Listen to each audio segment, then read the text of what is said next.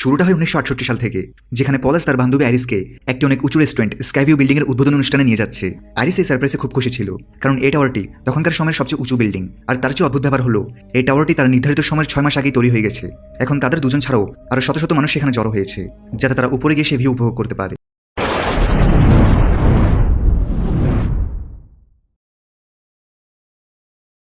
কিন্তু যেই তারা লিফটটি উপরে যেতে শুরু করে, তখন আইরিসের ধীরে ধীরে ভয় লাগতে শুরু করে যে তাদের সাথে কিছু একটা খারাপ হতে চলেছে। উপরে গিয়ে তারা দেখতে পায় যে এখানে তো ইতিমধ্যে অনেক লোক নাচ গান গিয়ে পার্টি উপভোগ করছে। আজ এই বিশাল অনুষ্ঠানটি প্রত্যক্ষ করতে অনেক মানুষ জড়ো হয়েছে। তবে পল জানতে পারে যে লোকদের সংখ্যা বেশি হয় তারা আজ টেবিল পাবে না, তাই তাদের যাতে আবার নিচে ফিরে যেতে না হয় সেজন্য তারা অতিথি হওয়ার নাটক করে আর বাকিদের সাথে পার্টি উপভোগ করতে শুরু করে। এরই মধ্যে আইরিস, যে কিনা কিনারায় দাঁড়িয়ে বিল্ডিং এর উচ্চতা দেখছিল, হঠাৎ করে তার মন খারাপ হতে শুরু করে এবং সে দ্রুত ওয়াশরুমের দিকে দৌড়ে যায়। এদিকে পার্টিতে এমন কিছু ঘটনা ঘটতে শুরু করেছে যার কারণে খুব শীঘ্রই এখানে একটি বড় দুর্ঘটনা ঘটবে। একটি শ্যাম্পেনের কাক লেগে একটি ধারালো জিনিস কাচের উপর গিয়ে আঘাত করে এবং সেই ফ্লোরের কাজটি ফেটে যায়। যদিও সবাই নাচে ব্যস্ত থাকায় সেদিকে কেউ মনোযোগ দিতে পারে না। অন্যদিকে আইরিস বাথরুমের দিকে একটি বাচ্চাকে দেখতে পায় যে একা বসেছিল। তার মা আইরিসকে দেখে বুঝতে পারে যে তার অবস্থা খারাপ, কারণ সে প্রেগনেন্ট। যদিও আইরিস এটা আগে থেকেই জানতো এবং সে পলকে আজ এ ব্যাপারে জানানোর সিদ্ধান্ত নেয়। তবে তার ভয়ও আছে যে পল তার প্রেগনেন্ট হওয়ার কথা শুনে তাকে প্রত্যাখ্যান করে দেয়। এবার সাদিকে পল নিজেই তাকে প্রপোজ করে দেয়। এবার যখন আইরিস তাকে তার প্রেগনেন্ট হওয়ার সত্যিটা জানায়, তখন পল উল্টো আরো খুশি হয়ে যায়। আর তারা অবশেষে খুশি যে তারা আবার এক হয়ে যাবে।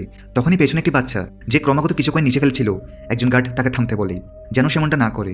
নিচে কয়েন ফেলার কারণে কেউ আঘাত পেতে পারে। তবে সে গার্ডের ফিরে যাওয়ার পরেও বাচ্চাটি কয়েন নিচে ফেলা চালিয়ে যায়। এরই মধ্যে একটি কয়েন হাওয়ায় উড়ে এসে বিল্ডিং এর লিফটের মেশিনে গিয়ে আটকে যায়। ভেতরে আইরিস এবং পল এক অপরের সঙ্গে খুব আনন্দ ছিল। তারা তাদের জীবনকে নতুন করে শুরু করতে চলেছে। ঠিক তখনই সেই কয়েনটি আটকে যাওয়ার কারণে বিল্ডিং এর কিছু স্ক্রু একটা একটা করে বাইরে বেরিয়ে আসতে থাকে। তারপর একটি চেইন রিঅ্যাকশন শুরু হয়। প্রথমে একটি গ্যাস লিক হয়, তারপর ডান্স ফ্লোর যেটা কাঁচ দিয়ে তৈরি ছিল সেটাই হঠাৎ করে ভেঙে যায়, যার ফলে অনেক লোক তখনই নিচে পড়ে যায়। আইরিস দেখতে পায় যে পলও ঝুলে পড়েছে। সে তাকে বাঁচানোর চেষ্টা করছিল, কিন্তু সেও নিচে পড়ে যায়। এখানে ততক্ষণে চারদিকে ছোটাছুটি শুরু হয়ে গেছে। সবাই নিজের জীবন বাঁচানোর জন্য নিচে যাওয়ার চেষ্টা করতে থাকে। কিন্তু আগে যে গ্যাস লিক হয়েছিল তার কারণে চারদিকে আগুন লেগে যায়, যার মধ্যে আরো অনেক লোক মারা যায়। অন্যদিকে বাকি বেঁচে থাকা লোকেরা বিল্ডিং এর অন্যদিকে দৌড়াতে থাকে। যখন কিছু লোক সিঁড়ি দিয়ে নামতে চাইছিল, তখন সেটাও ভেঙে যায়। অর্থাৎ এখন নিচে যাওয়ার একমাত্র রাস্তা শুধু লিফটই বাকি আছে। কিন্তু এখানেও ভিড় বেশি হয়, আইরিস লিফটের ভেতরে ঢুকতে পারে না। এদিকে লিফটে অনেক লোক ভরে যায়, যার ফলে লিফটের নিচে পড়ে যায় এবং তাদের থাকা সবার ভয়ানক মৃত্যু হয়। এখন আইরিস ঘাবড়ে গিয়ে এদিক ওদিক দৌড়াচ্ছিল। এই ধ্বংস হতে থাকা বিল্ডিং এর মধ্যে তারও নিচে যেতে পারছে না। আর তো উঁচু থেকে কেউ নিচে পড়লে তারও বাঁচার সুযোগ নেই। এখানে ততক্ষণে বিল্ডিং এর এক পাশ ভেঙে গেছে এবং সেখান থেকে বাকি সবাই নিচে পড়ে যায়। অর্থাৎ এখন শুধু আইরিস বেঁচে আছে। আর তখনই সে একটি বাচ্চার আওয়াজ শুনতে পায়। এটা আসলে সে বাচ্চাই ছিল যাকে সে শুরুতে দেখেছিল। তাই আইরিস এখন নিজের সাথে তাকেও বাঁচাতে দৌড়ায়। তবে সেও নিচে পড়ে যেতে থাকে। সে অনেকক্ষণ ধরে এক হাতে ঝুলে তাকে বাঁচানোর চেষ্টা করে, কিন্তু অবশেষে তার আঙ্গুলও ভেঙে যায় এবং তারা দুজন নিচে পড়ে যায়। আর শেষে সবাই মারা যায়। তখনই রিভিল হয় এই সবকিছু স্টেফেনি নামের একটি মেয়ে স্বপ্ন দেখছিল, যে এখন তার কলেজের ক্লাসে উপস্থিত আছে। স্টেফেনি আইরিসের স্বপ্ন গত 2 মাস ধরে দেখছে এবং সে আজও এ বিষয়ে তার বন্ধুকে জানায়। আসলে সে ছিল আইরিসের নাতনি, কিন্তু তার ভাবনা এই যে কেন বারবার তার দাদির এমন দুর্ঘটনার স্বপ্ন সে দেখছে, যেটা বাস্তবে কখনো ঘটেইনি। তাই এখন তাকে আবার বাড়ি ফিরে গিয়ে এই স্বপ্নের কারণ জানতে হবে। স্টেফেনি পরের দিনই বাড়ি গিয়ে তার বাবা মার্টিনের সাথে দেখা করে, কেননা তার আইরিসের সম্পর্কে জানতে হবে যে সে এখন কোথায় আছে, কারণ আইরিস গত কয়েক দশক ধরে তাদের থেকে দূরে ছিল। তখন উপর থেকে স্টেফেনির ভাই চার্লিও চলে আসে, যে স্টেফেনিকে দেখে খুব একটা খুশি না, কারণ স্টেফেনি কলেজে যাওয়ার পর তার ভাইকে তেমন ফোন করে না আর সে একা হয়ে গেছে। এখানে এখন চার্লি তার কাজিনদের সাথে দেখা করতে তাদের বাড়ি যাচ্ছিল, তাই স্টেফেনিও তার সাথে যেতে থাকে, যাতে সেখান থেকে সে তার দাদি আইরিসের ঠিকানা পেতে পারে। রাস্তায় স্টেফেনি তার ভাইকে তার স্বপ্নের ব্যাপারে বলে দেয় যে কিভাবে গত 2 মাস ধরে তার দাদির একই স্বপ্ন সে বারবার দেখছে, যেখানে সে উঁচু বিল্ডিং এ থাকা সবাই মারা যায়। কিন্তু এমন কিছু তো ঘটেনি, তাদের দাদি তো এখনো বেঁচে আছে। তাহলে সেই স্বপ্ন বারবার কেন আসছে? এটার কারণ খুঁজে বের করার জন্যই স্টেফেনি তার দাদি আইরিসের সাথে দেখা করতে চাই। দুজন শীঘ্রই তাদের চাচির বাড়িতে পৌঁছায়। এছাড়াও তাদের জুলিয়া নামের একটি বোনও ছিল। এবার স্টেফেনি, যাদের কাছে সে তার দাদি আইরিসের ঠিকানা জিজ্ঞেস করতে থাকে, তবে তার চাচা হাওয়ার্ড এখন আইরিসের ব্যাপারে কোনো কথা বলতে চায় না। সে রেগে গিয়ে বলে যে কিভাবে তাদের বাবা পলের মৃত্যুর পর আইরিস পাগলের মতো কথা বলতে শুরু করে। সে শুধু একটাই কথা বারবার বলতো যে কিভাবে যে লোকগুলো সেই স্কাই টাওয়ারের দুর্ঘটনা থেকে বেঁচেছে তারা এখন একে একে সবাই মারা যাবে। আইরিসের 2টি সন্তান ছিল, যার মধ্যে হাওয়ার্ড নিজে এবং স্টেফেনির মা ডার্লিন। আইরিসকে এমন আচরণ করতে দেখে পুলিশ হাওয়ার্ড এবং ডার্লিনকে আইরিস থেকে দূরে সরিয়ে দেয় এবং স্টেফেনি বলে যে তার দাদি আইরিস নিশ্চয়ই এমন কিছু বলতে চেয়েছিল যা কেউ কখনো বুঝতে পারেনি। আর এখন সে তার দাদি আইরিসের সাথে দেখা করে সবকিছু জানতে চায়। যদিও চাচা হাওয়ার্ড তাকে এখন কিছুই বলে না, কিন্তু স্টেফেনি তার চাচার কাছে জিজ্ঞেস করলে সে জেনেই যায় যে তার দাদির বর্তমান ঠিকানা কি। এদিকে তার জিনিসপত্র থেকে সে তার দাদি আইরিস এবং দাদা পলের পুরনো ছবিও পেয়ে যায়। অর্থাৎ এই সবকিছু 50 বছর আগে সেই টাওয়ার দুর্ঘটনা থেকে শুরু হয়েছিল, যা স্টেফেনির স্বপ্নেও দেখা যায়। কিন্তু বাস্তবে এই টাইমলাইনে সে ঘটনা কখনো ঘটেইনি। এখন স্টেফেনি অনেক লম্বা ড্রাইভ করার পর অবশেষে তার দাদি আইরিসের বাড়িতে পৌঁছে যায়। তার বাড়িটা দূরে জঙ্গলের মাঝখানে তৈরি করা ছিল এবং বাড়িটার চারদিকে অনেক সিকিউর করা আছে। এখন গাড়ি থেকে নেমে স্টেফেনি ইন্টারকমে কথা বলে। সে তার দাদিকে বিশ্বাস করায় যে সে তার নাতনি এবং স্টেফেনি আইরিসের সন্তান ডার্লিনের মেয়ে, সুতরাং সেজন্য তাকে ভেতরে আসতে দেয়। এখন আইরিস প্রথমে স্টেফেনির ফোন এবং গাড়ির চাবি সবকিছু বাইরে একটা বক্সে রাখতে বলে। সে কোনো ধারালো জিনিস ভেতর আনতে পারবে না। এরপর গেট খুলে যায় এবং স্টেফেনি ভয় পেতে পেতে ভেতরে এসে দেখে যে আইরিস এখন বৃদ্ধ হয়ে গেছে। আইরিস স্টেফেনিকে দেখে খুশি হয়, কিন্তু সে তার কাছে যায় না। স্টেফেনি এটাও লক্ষ্য করে যে আইরিস সবসময় ভয়ে থাকে, যেন তার কোনো দুর্ঘটনার আশঙ্কা আছে। এখন স্টেফেনির মা ডার্লিনের ব্যাপারে জিজ্ঞেস করলে স্টেফেনি প্রকাশ করে যে কিভাবে তার গত 2 মাস ধরে তারই স্বপ্ন আসছে, যেখানে তারা সবাই সেই টাওয়ারে মারা যায়, কিন্তু বাস্তবে তেমন ঘটনা কখনো ঘটেইনি। এখন এটা শুনে আইরিস জানায় যে সেই সব কিছু বাস্তবে ঘটেছিল। সেদিন যখন সে পলের সাথে সে স্কাই টাওয়ারে গিয়েছিল তখন এমনটা সত্যি সত্যি হয়েছিল, কিন্তু সেই সমস্ত দৃশ্য সে আগে দেখে নিয়েছিল। যখন ছাদে পল তাকে প্রপোজ করছিল তখন আইরিস তাড়াতাড়ি সব ঘটনা বদলে দেয়, কারণ সে ভবিষ্যৎ সম্পর্কে আগে জানতে পেরেছিল। আর সেই বাচ্চার থেকে সে কয়েন কেড়ে নেয় এবং সে আগুন নিভিয়ে দেয় এবং ফ্লোরে যে ফাটল ধরেছিল সে সম্পর্কে সবাইকে জানিয়ে দেয়, যাতে পুরো ঘটনাটাই বদলে যায়। তাই সেদিন সেই টাওয়ারে যতজন লোক মরতে চলেছিল আইরিস ভবিষ্যৎ দেখার কারণে তাদের সবার জীবন বাঁচিয়ে নেয়। এরপর সেই টাওয়ারটি চিরদিনের জন্য বন্ধ করে দেওয়া হয়। কিন্তু সময়ের সাথে সাথে আইরিস লক্ষ্য করতে শুরু করে যে সেই যেসব লোকের জীবন সেই টাওয়ারে মরার হাত থেকে বাঁচিয়েছিল তারা পরে অন্য ঘটনায় মারা যেতে থাকে। এমনটা মনে হচ্ছিল যেন আসলে তাদের সেই টাওয়ারে মরার কথা ছিল, কিন্তু আইরিস সেই ঘটনা বদলে দিয়ে তাদের সবার জীবন বাঁচিয়ে নেয়। এখন মৃত্যু চায় না যে তারা সবাই বেঁচে থাকুক। এখন স্টেফেনি অবাক হয়ে যায় যেমনটা কিভাবে হতে পারে। এখানে আইরিস বলতে থাকে যে পরে মারা যাওয়া লোকেরা সে অনুযায়ী মরতে থাকে যে অনুযায়ী তারা সেই টাওয়ারে মরতে চলেছিল। আর যেহেতু সে আইরিস নিজেই বেঁচে ছিল তাই সে কোনোভাবে এখন পর্যন্ত নিজেকে বাঁচিয়ে রেখেছে।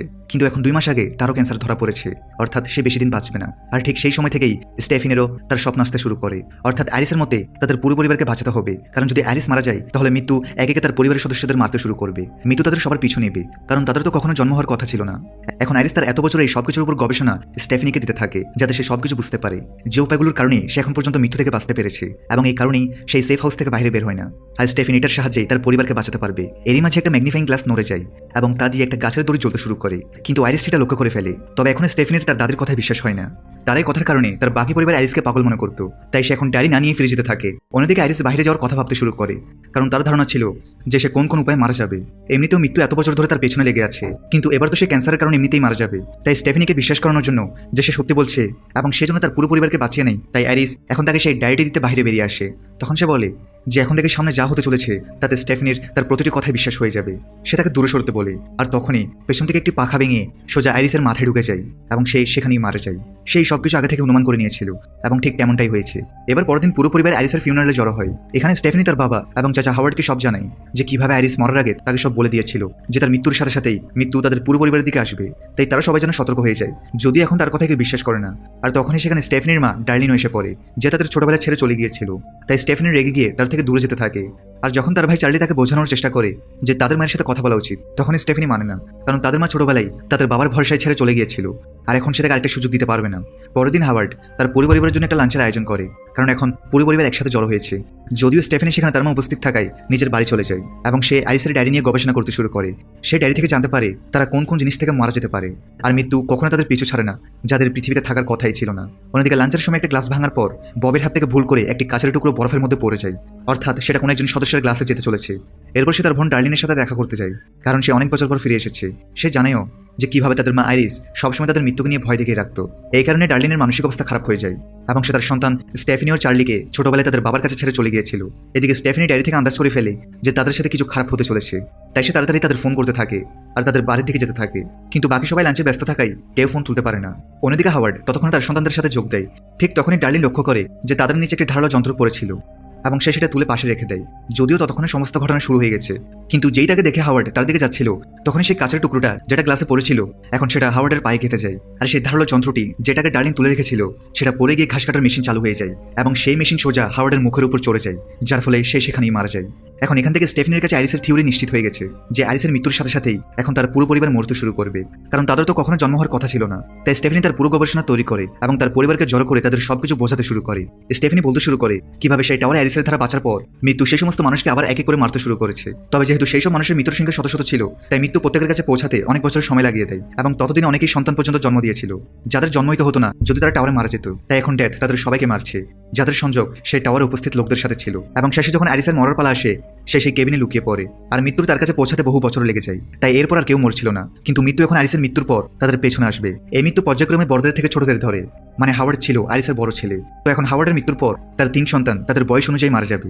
সবার আগে বড় ছেলে এরিক, তারপর জুলিয়া এবং শেষে সবচেয়ে ছোট ববি। তাদের পর হাওয়ার্ডের ছোট বোন ডার্লিনের পরিবারের পালা আসবে, যেখানে ডার্লিনের পর স্টেফেনি নিজে এবং শেষে চার্লি। মৃত্যুর পুরো সিস্টেম এখন এটাই থাকবে। তবে হাওয়ার্ডের স্ত্রী ব্রেন্ডা এবং স্টেফেনির বাবা এই দুজন নিরাপদ, কারণ তারা দুজন অ্যারিস এবং পলের ব্লাড লাইন নয়।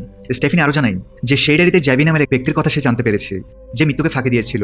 তাই তারা তাকে খুঁজে বের করে জিজ্ঞেস করতে পারে যে তারা কিভাবে বাঁচবে, যদিও এবারে কেউ তার কথায় বিশ্বাস করে না। এবং তারা এটা বলে যে স্টেফিনিও তার দাদির মতো পাগল হয়ে যাচ্ছে। এটা বলে সবাই চলে যায়। এবার সেই রাতে যখন ট্যাটু শপে এরিক প্রতিদিনের মতো কাজ করছিল, তখন সব কাজ শেষ হওয়ার পর এরিক দোকানে একা থেকে যায়। সে তার বাবা হাওয়ার্ডের স্মরণে নিজের হাতে ট্যাটু বানাতে শুরু করে।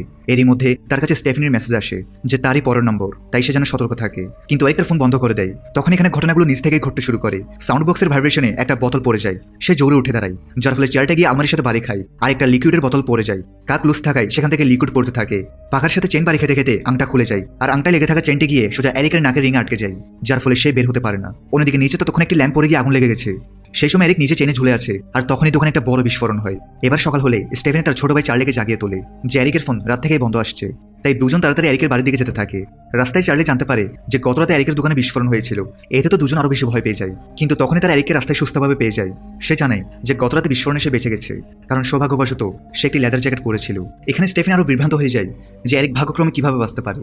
সিস্টেম অনুযায়ী তারই তো মরার কথা ছিল, তাই সে এরিকের সামনে সতর্ক থাকতে বলে।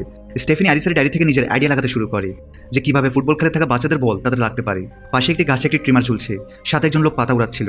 তাই এই সমস্ত জিনিস এরিককে মারার চেষ্টা করতে পারে। ততক্ষণ এখানে এরিকের ছোট বোন জুলিয়াও চলে আসে। তাই স্টেফেনি এরিককে এখন আবার জন্য ট্রাক থেকে দূরে থাকতে বলে। তখনই পেছনে জুলিয়া যাচ্ছিল। তখন আগের সমস্ত জিনিস একত্রিত হয়ে তাদের কারণে জুলিয়া সেই আবার জন্য ট্রাকে পড়ে যায়, ঠিক যেমনটি স্টেফেনি অনুমান করেছিল। কিন্তু এই সব কিছু এরিকের পরিবর্তে তার ছোট বোন জুলিয়ার সাথে হয়েছে। এখন তিনজন দ্রুত ট্রাকের পেছনে দৌড়াতে থাকে যাতে জুলিয়াকে ভেতর থেকে বের করতে পারে, কিন্তু তারা কিছুই করতে পারেনি। অবশেষে জুলিয়া এই গার্বেজ ট্রাকে আটকে মারা যায়। এখন স্টেফেনি কাঁদতে কাঁদতে ক্ষমা চায় যে সে সিস্টেম অনুমান করতে ভুল করে ফেলেছে। কিন্তু এখান থেকে ব্রেন্ডা এর আসল রহস্য ফাঁস করে। আসলে এরিক যে সবচেয়ে বড়, সে হাওয়ার্ডের ছেলেই ছিল না। ব্রেন্ডার সেই সময় অন্য কারোর সাথে সম্পর্ক চলছিল। এই জন্য এরিকের বাবা অন্য কেউ। এই সত্যিটা ব্রেন্ডা হাওয়ার্ড এবং এরিক সহ বাকি সবার থেকে লুকিয়ে রেখেছিল। তাই এরিক যেহেতু এখন অ্যারিসের ব্লাড লাইনে নয়, তাই সেই হিসাবে জুলিয়ারই পালা ছিল এবং সেই মারা গেছে। এদিকে এরিক তার জীবনে এত বড় সত্যি জানতে পেরে খুব রেগে যায়। সে সেখান থেকে বেরিয়ে যায়। অন্যদিকে এখন হাওয়ার্ডের পরিবারের সবচেয়ে ছোট ববি বেঁচে আছে, অর্থাৎ এখন মরার পালা তার। এদিকে এখন সবাই স্টেফেনের থিওরিতে বিশ্বাস করতে শুরু করেছে। তাই তারা পরিকল্পনা করতে থাকে যে তারা ববিকে কিভাবে বাঁচাবে। এখন মৃত্যু সোজা তার পিছনেই যাবে। তখনই তাদের মনে পড়ে যে কিভাবে অ্যারিসের ডায়েরিতে জ্যাবি নামের এক ব্যক্তির নাম ছিল যে মৃত্যু থেকে বেঁচে গিয়েছিল, এবং চার্লি ততক্ষণে তার ঠিকানা খুঁজে বের করেছে। সে কাছের একটি হসপিটালে কাজ করে। তাই এখন তারা সবাই সেখানে গিয়ে তার কাছে এই বিষয়ে জিজ্ঞাসা করার সিদ্ধান্ত নেয়। যদিও তার বাবা অন্য কেউ, কিন্তু সে ববিকে এখন নিজের ভাই মনে করতো। তাই সেও তাদের সাথে ববিকে বাঁচাতে যাওয়ার সিদ্ধান্ত নেয়। সবাই এখন হসপিটালে গিয়ে সেই জ্যাবির সাথে দেখা করে। এখন স্টেফেনির তাকে সবকিছু বলার পর জ্যাবি প্রকাশ করে যে সে আর কেউ নয়, বরং সেই ছোট্ট বাচ্চাটি যে দুর্ঘটনার দিনে তার মায়ের সাথে টাওয়ারে গিয়েছিল। সেখানে আইরিস তাদেরকে বাঁচিয়ে নেয়। অর্থাৎ সে আসল টাইমলাইন অনুযায়ী আইরিসের পর সেই সবচেয়ে শেষে মরতে চলেছিল। কিন্তু আইরিস মৃত্যুকে নিজের পর্যন্ত আটকে রেখেছিল। সে আরও জানায় যে এমনটা শুধু তাদের সাথেই নয়, আর অনেক লোকের সাথেই হয়েছে। আজ পর্যন্ত কেউ মৃত্যুকে ফাঁকি দিতে পারেনি, এবং আজ পর্যন্ত কেউ ডেথকে চিট করতে পারেনি। সে জানে যে সেই আইরিসের সাথে মিলে পুরো দুনিয়া থেকে দূরে সে ঘরটি বানিয়েছিল, যাতে আইরিস সেখানে নিরাপদে থাকতে পারে। কিন্তু অবশেষে আইরিসের ক্যান্সার হয়ে যায়, আর এখন তো তার নিজেরও ক্যান্সার হয়েছে। স্টেফেনি জিজ্ঞেস করে যে তাহলে তার মৃত্যু থেকে কিভাবে বাঁচবে। এখন জ্যাবের মতে সে তার পুরো জীবনে মৃত্যু থেকে বাঁচার দুটি উপায় খুঁজে বের করেছে। প্রথমত, জারি মরার পালা আসবে, সে তার জায়গায় অন্য কাউকে মেরে ফেলবে, এবং তারপর সে যাকে মারবে তার জীবনটা সে পেয়ে যাবে। অন্যদিকে দ্বিতীয় রাস্তাটি হলো যে মারা যাবে তাকে কোনোভাবে তার শ্বাস বন্ধ হওয়া পর্যন্ত মরতে হবে।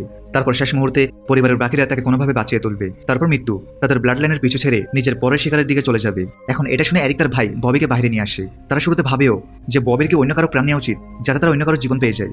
যদি তারা এমনটা কোনো বাচ্চার সাথেও করে, তাহলে ববি পুরো একটি মানুষের জীবন পেয়ে যাবে। কিন্তু দুজনের কেউই এর জন্য রাজি হয় না, এবং তারা দ্বিতীয় বিকল্পটি বেছে নেয়। এখন যেহেতু ববির ছোটবেলা থেকেই নাটে অ্যালার্জি রয়েছে, তাই এরিকের প্ল্যান অনুযায়ী তারা তাকে একটি নার্সারের চকলেট খাইয়ে তার অবস্থা খারাপ করবে। তখন ববি একদম মরার মতো অবস্থায় থাকবে। আর যেহেতু সে এখন হসপিটালে আছে, তাই এখান থেকেই এরিক ববিকে মরার ঠিক আগে ডাক্তারের কাছে নিয়ে গিয়ে তার জীবন বাঁচিয়ে নেবে। যদিও এখন যে মেশিন থেকে তারা নার্সারের চকলেট বের করছিল সেটা আটকে যায়, এবং দুজন জোর করে সেই মেশিনটি ঝাঁকিয়ে প্যাকেট বের করতে থাকে, যার সাথে একটি স্প্রিংও বেরিয়ে আসে। এরপর দুজন একটি এমআরআই রুমে চলে যায় যাতে কেউ তাদের দেখতে না পারে।